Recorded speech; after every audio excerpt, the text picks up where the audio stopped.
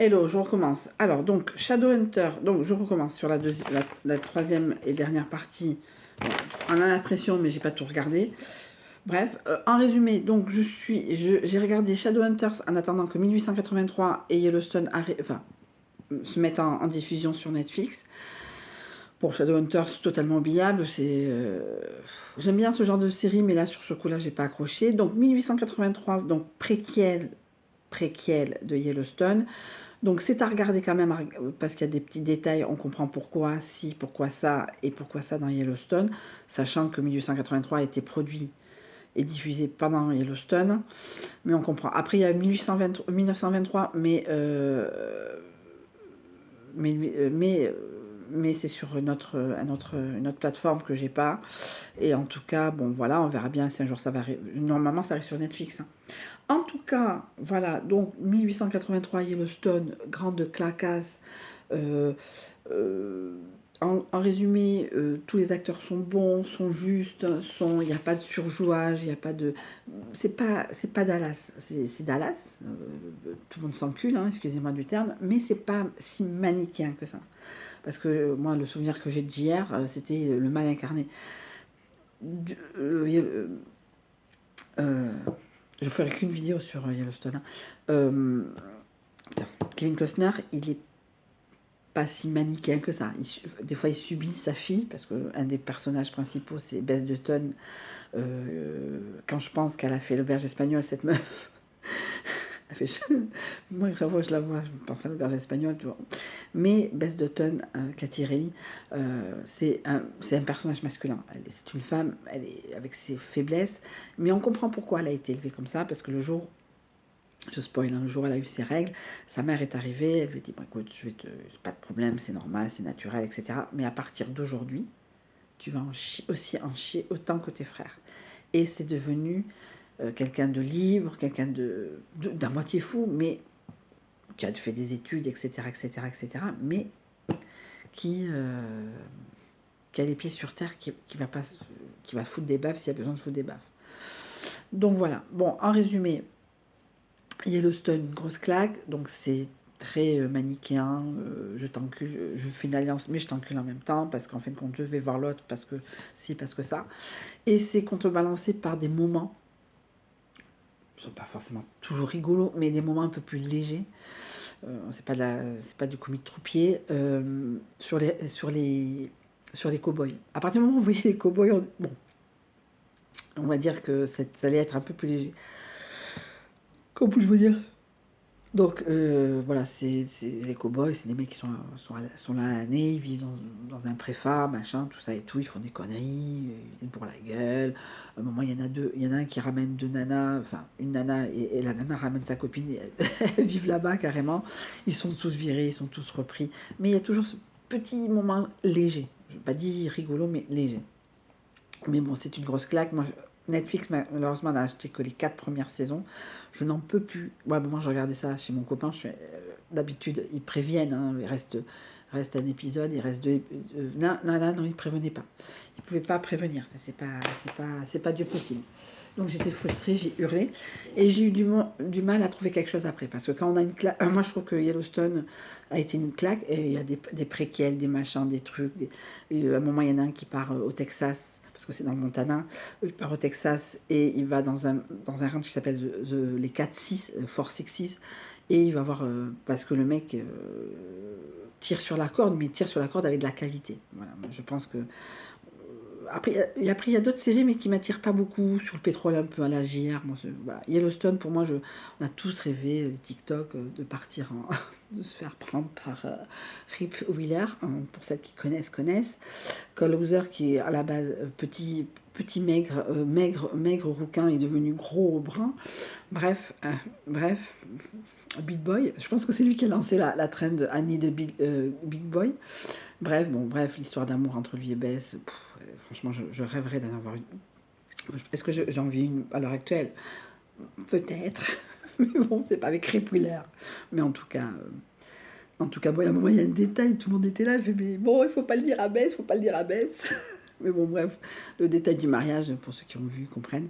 Bon, voilà. Bon, bref, donc j'ai eu du mal à m'en remettre parce que la claque a été forte. Et donc j'ai regardé Botskin. C'est une mini-série qui se passe en Irlande. C'est un peu à l'espagnol, ça monte, ça monte, ça monte, et tout ça pour ça. Donc je crois que tout ça pour ça, je crois. Et en fin de compte, voilà, c'était bien. Ça m'a fait oublier Yellowstone. Voilà. Après, j'ai regardé une grosse bouse qui s'appelle Les Stagiaires, que j'avais déjà vu. Ça se passe, c'est avec Vin Vaughn et Luke Owen. Non, c'est pas. Non. Le blond qui est toujours avec Ben Stiller. Voilà, ça se passe à Google, mais j'ai déjà vu, quoi. Je l'avais déjà vu, ça se finit bien, c'est américain. C'est un film de RTL 9 l'après-midi, ouais, un peu le truc, mais bon, c'était sur Netflix. Après, j'ai regardé Les goûts et les couleurs. Alors, moi, ce que je faisais, c'est que par exemple, on était la Saint-Glinglin, et je prenais toujours, et j'allais sur la recherche, je faisais GLI, et tout ce qui était GLI, qu'il soit acteur ou film, je regardais. Donc, je voyais, donc j'ai plein de. Oh, un instant. Et j'ai plein de choses à regarder grâce à ça. Donc, Les goûts et les couleurs, oubliables, c'est l'histoire d'un trouble, d'une lesbienne juive qui n'ose pas faire son coming out, et en fin de compte, ça va aller jusqu'au bout, elle va faire un trouble. Bref. Après, j'ai regardé le documentaire sur le 11 mars 2004, qui c'est l'attentat de la gare d'Atocha. Euh, Pas du revu, mais bon, presque, hein, puisque je savais comment les tenants et les aboutissants. En regardant, je me suis rappelé du truc, hein. Donc, en résumé, donc, c'était un attentat donc, dans les gares d'Atocha, sur une ligne de métro, enfin, un RER, on va dire, on va schématiser comme ça. Et comme l'Espagne est, si vous connaissez l'histoire espagnole, est blessée par l'histoire du terrorisme d'ETA, ils ont toujours dit que c'était ETA et qu'ils n'en demanderaient pas et que les gens que si, les gens que ça. Ouais. Et en fin de compte, c'était bien du terrorisme pur et dur. Voilà, c'est pas du terrorisme basque. Oui, mon, tu veux quelque chose? Tu veux prendre ta douche? Non, je vais mettre la crème. D'accord, ok. Donc voilà, ma fille, voilà, qui a eu 15 ans mercredi dernier. Bon, voilà, le 11 mars, on sait des massos. Voilà. Après, j'ai regardé 100 ans de solitude. Je devais le voir quand c'était sorti. Je devais regarder autre chose. Mini-série, est-ce qu'il y a une deuxième saison? Alors, c'est du fantastico-fantastique, du fantastique poétique, ça se dit.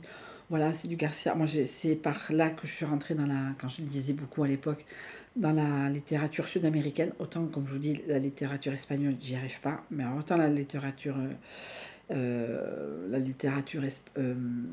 sud-américaine, j'ai beaucoup lu. J'aime beaucoup.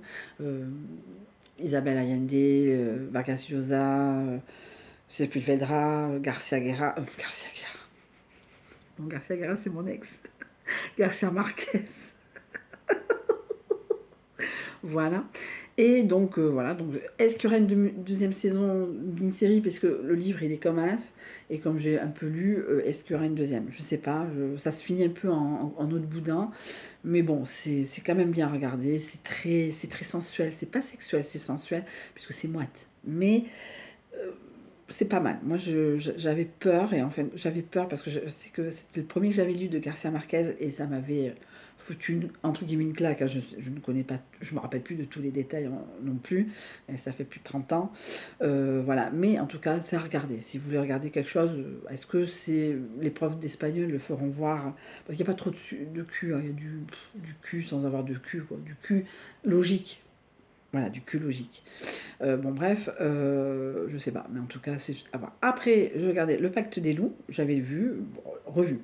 Et dans Le Pacte des loups, il y a Marc Dascasos, qui est un Philippin, et je sais pas, je regardais un truc, et oui, machin, Dascasos joue le rôle de machin dans Hawaii 5-0. Et j'avais commencé il y a quelques années à la regarder, bon, j'avais laissé tomber parce que j'avais autre chose à faire de ma vie, puisque c'était sur M6, et 5-0 est sur Amazon.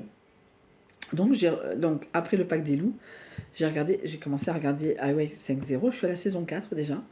Mais de temps en temps, je change un peu, hein, je regarde autre chose. Et j'avais commencé. Alors, donc j'adore Bosch. Alors, et là, je vois Bosch Legacy, dernière saison. Et j'ai beaucoup aimé Bosch. Je ne sais pas si vous regardez, vous vous souvenez sur Insta il y a quelques temps, j'avais fait les dernières secondes d'une série où le mec il a une super baraque avec avec Los Angeles, tout ça. Et ça, c'est Bosch. Voilà. Bosch Legacy, c'est un spin-off, puisqu'à la fin de la dernière saison de Bosch, la série policière, il devient détective privé. Et là, on est sur du truc. Manque de peau. Je ne l'ai pas vu. C'est que c'est tous les vendredis, et ça, je déteste. Autant regarder d'un coup. Sachant que j'étais extrêmement surprise, je suis Menendez fille, je crois que j'ai pas tout vu parce que je peux pas tous les voir, mais sur TikTok on peut voir des extraits de certains trucs des frères Menendez. Et dans Bosch, il y a un policier, un jeune inspecteur qui, je sais plus comment il s'appelle, c'est un Villanueva je crois qu'il s'appelle, Nanana Villanueva, qui faisait Lyle dans Law and Order, la version True Crime, Frère Menendez. Voilà, pour celles qui se pensent que j'oublie les Frères Menendez, je ne les oublie pas. Je ne les oublie pas. Bientôt. Voilà, donc Bosch Legacy, 3e saison, je vais attendre vraiment la fin dans quelques semaines pour regarder.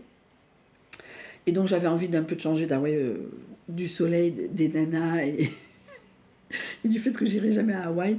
J'ai regardé The Bondsman, le diable en prime, avec Kevin Bacon. C'est l'histoire d'un mec qui est chasseur de primes, qui se fait tuer, mais qui ressuscite, et son but c'est de récupérer des... Ah, pas l'ange déçu, c'est le diable. Mais pas des succubes, des démons. Voilà, chercher des démons dans sa ville. Mais alors, paradoxalement, j'aime bien parce que tout le monde s'en mêle. Sa mère, qui est ancienne chasseuse de primes, son ex-femme, son fils. À la limite, c'est devenu, à la fin, ça devient une affaire familiale. Et moi, j'aime bien ce genre de mentalité à deux balles, tout ça, machin. Bon, en tout cas, pour l'instant, c'est fini. Il me manque plein de... Bon, voilà, il faut que je finisse Hawaii 5-0. Parce que je suis à la saison 4, il y en a 10. Après, il y en a plein, il y a plein de choses. Il y a des films, il y a des documentaires, il y a des séries, voilà, qui m'attendent sur Netflix là, principalement. Mais en tout cas, alors le Diable en prime, c'est sur Amazon. Bosch Legacy, c'est sur Amazon. En tout cas, deuxième partie, gros bisous.